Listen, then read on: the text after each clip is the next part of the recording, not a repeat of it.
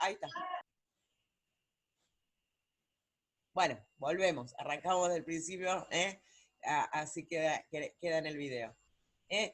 Para aminofenoles, paracetamol, tienen efecto antipirético, menos analgésico que la aspirina, no presenta actividad antiinflamatoria ni antiagregante plaquetario.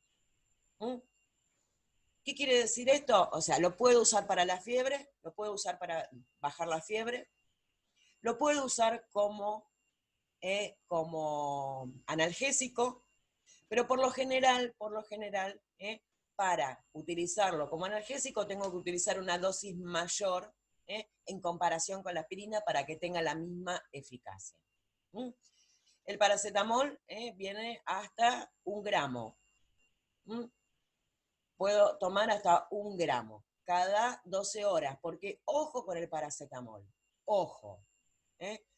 El paracetamol, a pesar de ser un fármaco, de venta libre, tiene un efecto adverso bastante complejo que incluso puede provocar la muerte. Tiene una dosis tóxica. Y si me tomo un frasco entero me duele muchísimo, empiezo a tomar porque no me calma con nada, me tomo el frasco entero, porque vienen en frasquito, los de 1 gramo. Me puedo morir de una insuficiencia hepática. Ojo con el paracetamol, tiene una dosis tóxica mortal. No tiene actividad antiinflamatoria, no sirve como antiinflamatorio, ni tampoco sirve como antiagregante plaquetario. Y volvemos al principio, con precisamente la pregunta que había hecho Brenda. Precisamente este es uno de los fármacos que no son eficaces para tratar una inflamación. No sirven como antiinflamatorios. Y hablamos precisamente de la eficacia. Fíjense que tenemos 2 grupos ya, de los cuales uno me sirve para todo. Este no. Si bien, vuelvo a repetir, si bien los dos son AINES, los dos comparten el mecanismo de acción, al ser grupos químicos diferentes, o sea, compuestos químicos diferentes, algunos lo van a hacer con mayor eficacia, esto de inhibir las prostaglandinas, o mejor dicho, de inhibir la siloxigenasa, y otros no. Entonces, volvemos al tema de eficacia. La eficacia es, lo hace poquito, lo hace mucho, o no lo hace directamente. Precisamente, el paracetamol no me sirve como antiinflamatorio, no me sirve como antiagregante plaquetario, así que si yo quisiera tomar un paracetamol, porque me quedé sin aspirina para prevenir un infarto, porque tengo factores de riesgo cardiovasculares, no me va a servir para nada. No va a hacer ese efecto. Me quiero tomar un paracetamol porque se me terminó el diclofenac, por ejemplo. Porque tengo una distensión, me va a calmar el dolor, pero no me va a servir como antiinflamatorio. Y esto es bueno conocerlo, ¿por qué? Por 2 motivos. Uno, son fármacos de venta libre. Hasta ahora, la aspirina, el paracetamol, son fármacos de venta libre. Con lo cual, van a venir a la farmacia a buscarlos. Sin receta. Y al venir a buscarlos sin receta, yo no les puedo decir nada, pero, a ver, si yo ya sé que el paracetamol no es bueno como antiinflamatorio. Yo sé que para un dolor de rodilla, por ejemplo, me va a calmar el dolor, pero no me va a disminuir la inflamación, que es lo que me está produciendo ese dolor. Entonces, bueno, ahí sí puedo intervenir, ¿Te duele la rodilla? ¿Por qué? Y porque me torcí el otro día jugando al fútbol. ¿Y no te conviene más tomarte este otro? Tomarte este otro que después vamos a ver cuál.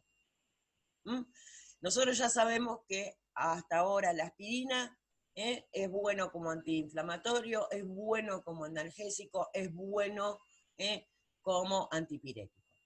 Es eficaz. Pero los efectos adversos como antiagregante plaquetario, como con respecto a la producción de acidez, es más problemática. Vamos a suponer ahora al revés, una persona que le duele algo y esa persona sabe que es alérgica a la aspirina. Obviamente no va a poder tomar aspirina porque es alérgica. ¿Le puedo recomendar un paracetamol porque le duele algo? Sí. ¿Le puedo recomendar un paracetamol porque tiene fiebre? Sí. ¿Le puedo recomendar paracetamol porque tiene la rodilla hinchada, porque se la distendió, porque tuvo una distensión de ligamento o de lo que fuera? No, porque no me sirve como antiinflamatorio. Si bien le va a calmar el dolor, pero no le va a curar la inflamación. Y yo lo que necesito es que se cure la inflamación para que ese dolor desaparezca. Si yo trato la causa en vez del síntoma, ese tratamiento siempre va a ser muchísimo más efectivo. Porque estoy sacando el por qué se produce el dolor. Como digo siempre, muerto el perro, se acabó la rabia. Si yo hago que se disminuya la inflamación, no va a doler más. Porque el dolor, en este caso, era producto de la inflamación. Bien. Reacciones adversas. Poco riesgo de alteraciones digestivas ni sobre la agregación plaquetaria. Otra recomendación. Una persona que tiene úlcera gástrica, que si yo le doy una aspirina, es lo mismo que si le estuviera clavando un puñal en esa úlcera. Le va a doler, no les explico cómo. La acidez que va a tener va a ser terrible. Pero le duele la cabeza. ¿Le puedo recomendar un paracetamol? Sí, porque tiene poco efecto sobre la mucosa gástrica.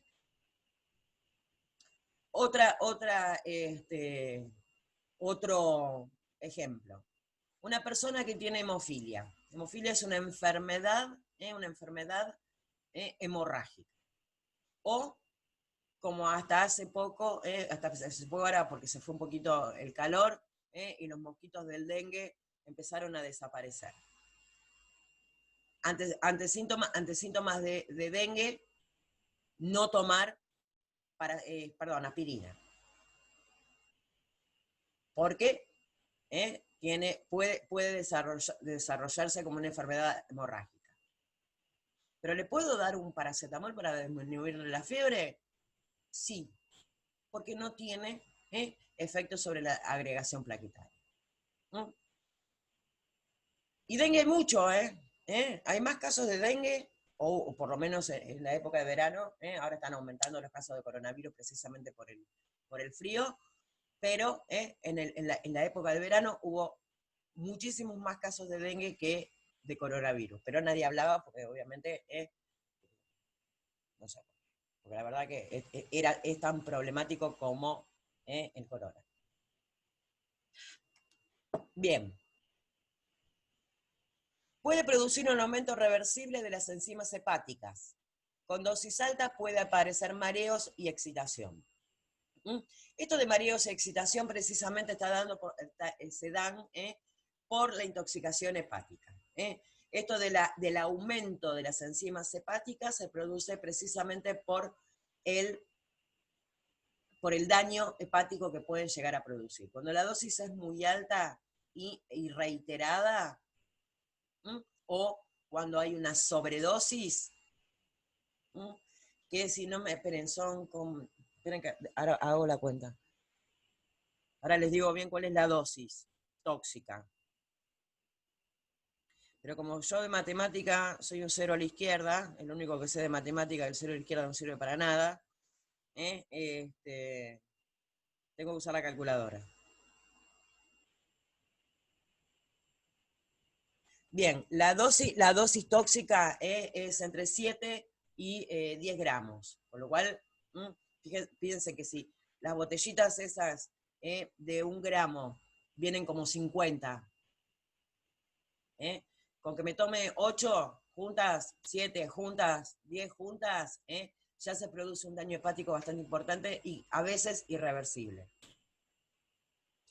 Entonces, con dosis altas pueden aparecer mareos y excitación. Eso se produce precisamente por el daño hepático. Indicaciones. Tratamiento del dolor y de la fiebre, sobre todo en pacientes con úlcera, riesgo de sangrado o en niños para evitar el síndrome de Reye. Perdón, me había olvidado de algo muy, muy, muy, muy importante. La aspirina, uno de los problemas, de los efectos adversos, que no sé por qué no lo nombra y se los nombra acá, es que en niños que tienen fiebre por varicela, la combinación de la aspirina con el virus de la varicela puede provocar lo que se denomina el síndrome de Reye. Después les voy a pasar en el grupo qué es esto del síndrome de Reye, pero es un síndrome potencialmente mortal para el niño. ¿Qué es lo que ocurre? Hoy la industria farmacéutica tiene otros fármacos, con los cuales puede reemplazar a la aspirina para este problema. Antes, como les contaba el otro día, en mi época nosotros tomábamos aspirina por fiebre, por esto, por lo otro. De hecho, de verdad, eran tan ricas que las comíamos como aspirinetas, como caramelitos las aspirinetas. Y todos vivimos bien, nunca tuvimos un síndrome de Reye. Pero la realidad es que no en todos los chicos que tienen varicela van a desarrollar el síndrome de Reye si toman una aspirina. Pero vamos a suponer que hay uno solo que, por tener varicela, tomó aspirina y se murió por el síndrome de Reye. Así, esa proporción sea el 0,001%, para la mamá que le tocó que el chiquito se le muera porque tuvo síndrome de Reye, porque tenía varicela y le dio aspirineta para bajarle la fiebre, va a ser el 100%. Hoy existen otros fármacos que reemplazan esto. Y la realidad también es que cuando los chicos empiezan a tener fiebre, no sabemos.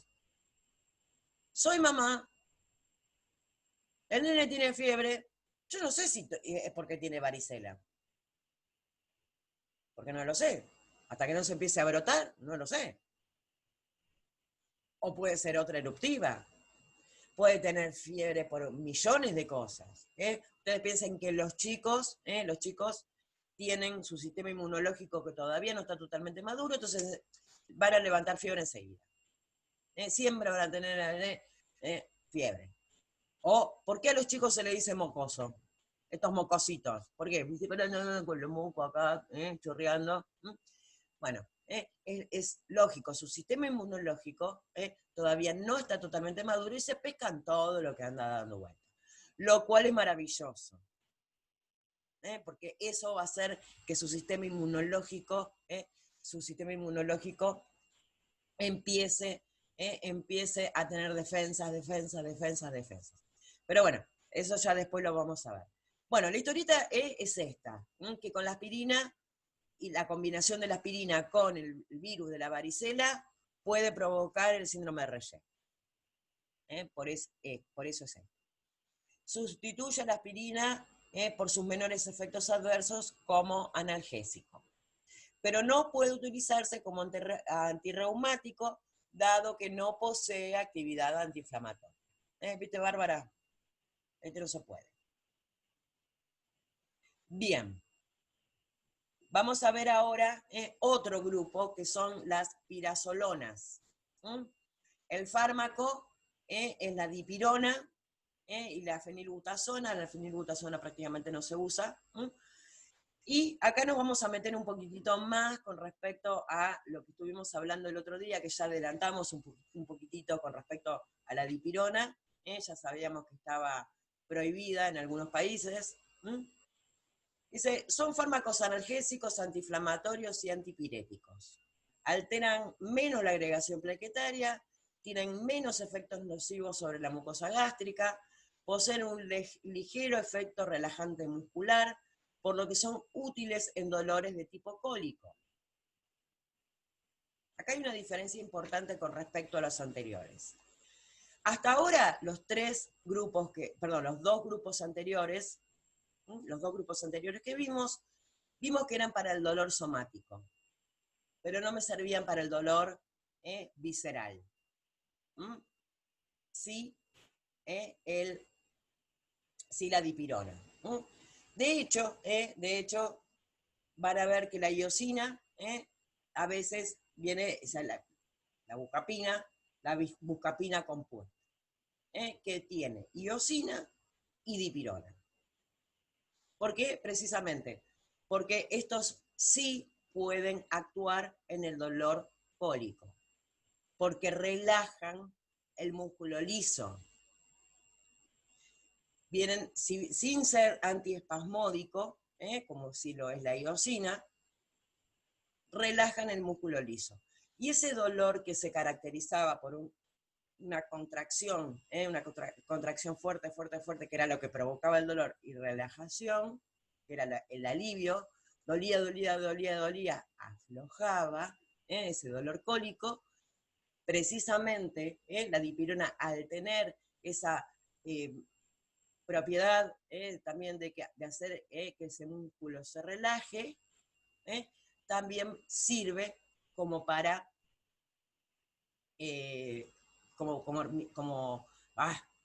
para calmar el dolor cólico. Ya sea el dolor cólico gastrointestinal como el dolor de un cólico renal. Que un cólico renal no es otra cosa que acá el problema ocurre porque está tratando de pasar un cálculo por el uréter para que llegue a la vejiga y poder eliminarlo, y duele muchísimo. Pero bueno, eso ya lo vamos a ver un poquitito más adelante. Bien. Reacciones adversas. Y este es uno de los motivos por los cuales está prohibido en algunos países. Los efectos adversos más graves asociados con estos fármacos son la agranulocitosis y la anemia aplásica. Agranulocitosis, A es falta. Granulocitosis precisamente es la falta de granulocitos.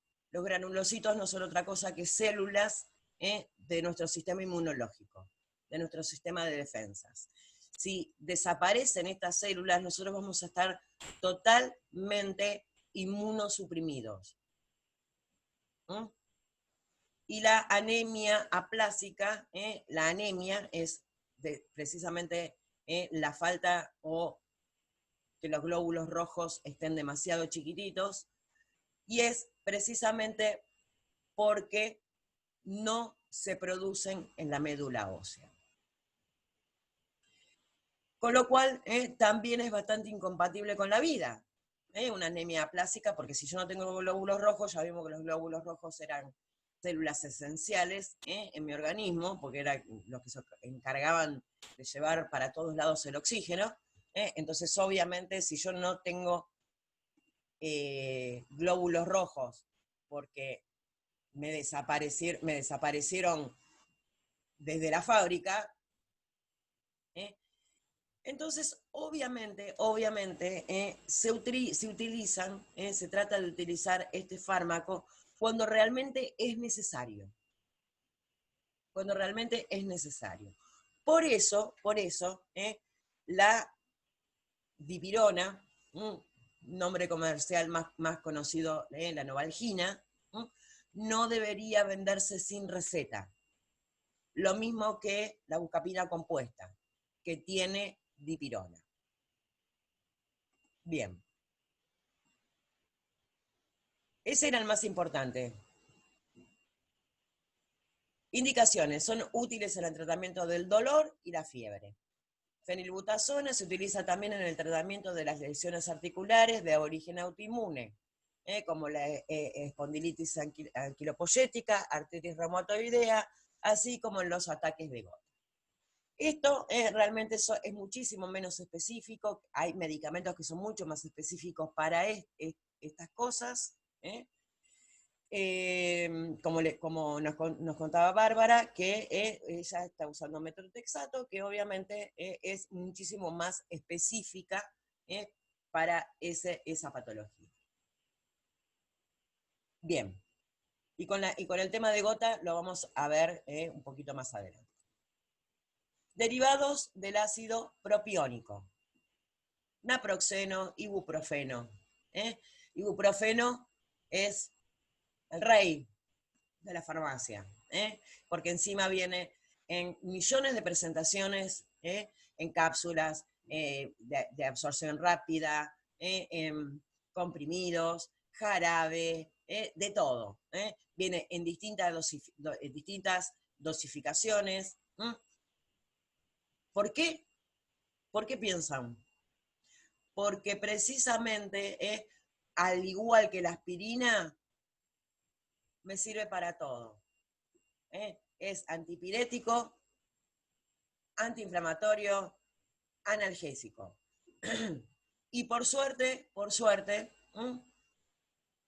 ibuprofeno tiene menos lesión gástrica que la aspirina. Son fármacos analgésicos, antitérmicos y antiinflamatorios y con actividad antiagregante plaquetaria, aunque en general menos potentes que la aspirina.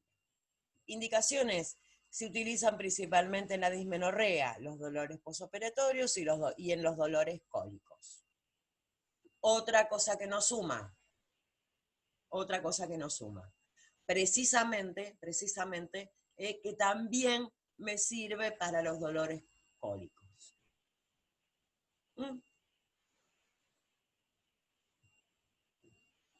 Acá después les habla de otros, después ahí empieza de nuevo con lo mismo, con algunas especificaciones. Otros, como derivados del ácido acético, como la indometacina, ketorolac, diclofenac, los oxicams, el piroxicam, meloxicam. Y estos, fíjense que son selectivos de la inhibición de la COX-2. ¿Se acuerdan lo que habíamos hablado de la ciclooxigenasa 1 y 2? Bueno, acá tenemos un claro ejemplo. Piroxicam, meloxicam. Y trabajo práctico para los chicos que están en farmacia, averiguar los precios de estos. Y que después nos cuenten en la próxima clase. Van a ver las diferencias. Acá hay otros, los COXIPs, como el colecoxib, que era el que le estábamos hablando el otro día, derivados del ácido antranílico, bla, bla, bla, bla, bla. Que obviamente son muchísimo menos utilizados, sobre todo los que son inhibidores de la COX-2, precisamente como son tan potentes y producen. Y incluso, imagínense lo potentes que son, que si inhibiendo únicamente la ciclooxigenasa 2, dan una acidez mortal. Bien, vamos a cortar, no es que vamos a cortar, vamos a dejar de compartir la pantalla acá, porque el resto de lo que viene lo vamos a ver mañana. Voy a responder las preguntitas de acá del chat.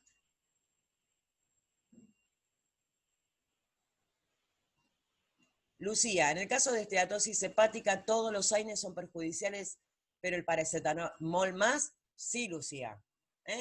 La esteatosis hepática es básicamente el paso previo al desarrollo de una cirrosis. Lo que también se denomina, como si fuera, lo que también se denomina hígado graso. Con la diferencia que el hígado graso o esteatosis tiene cura, a diferencia de la cirrosis.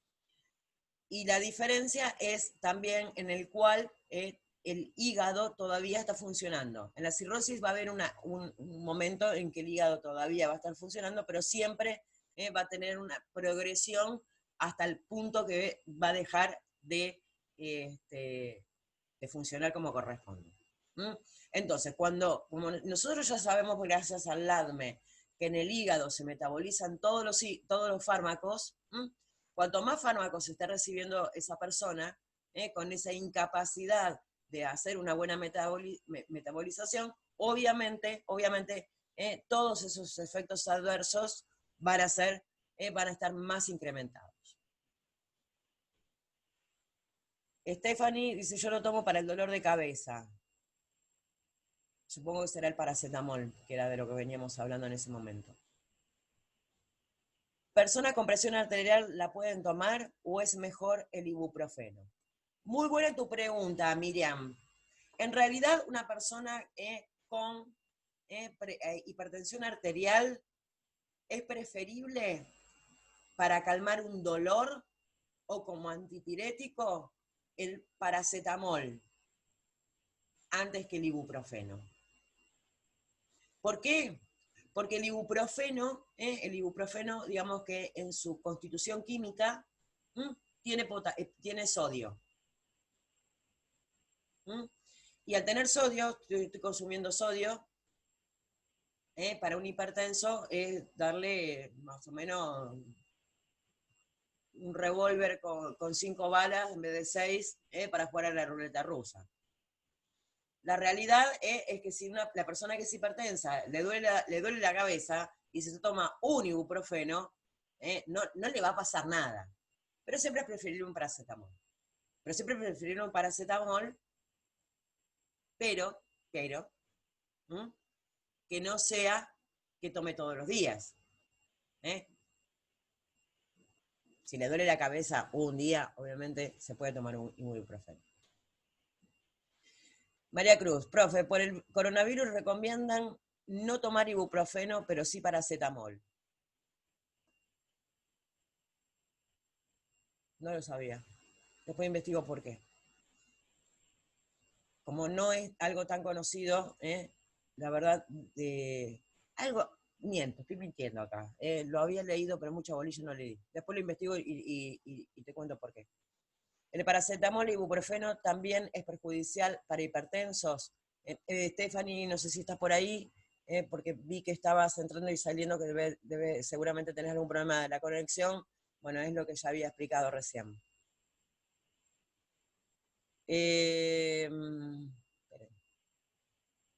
Cecilia, tenía entendido que el ibuprofeno no pueden tomar los hipertensos. Sí, es lo que había dicho recién. Es lo que había... obviamente, no tomarlo todos los días, pero uno de vez en cuando tampoco es mal, tanto problema. En algunos países está prohibido el ibuprofeno también. ¿En serio? No sabía. En Francia, nos cuenta Roberto. ¿Corrector gástrico como omeprazol sirve para prevenir los efectos adversos? Bárbara, sí. Excelente tu pregunta. ¿Por qué? Porque cuando veamos la parte de omeprazol, lo vamos a descular. Sigo porque nos queda un minuto y hay un montón de preguntas. Ojo con eso, no hay evidencia. Debe ser lo del paracetamol y el ibuprofeno. Tafirol en cápsulas también es perjudicial para los hipertensos, sí, porque tafirol es ibuprofeno. Hay diferentes puntos de vista con el ibuprofeno y el paracetamol por el coronavirus. Lo del corona. Perfecto. Bueno, bien. Ahí se habían terminado. Me quería apurar para poder contestar todas las preguntas y que no me quede colgada alguna. Pero bueno, se corta, exactamente. Así que bueno, chicos, nos vemos mañana.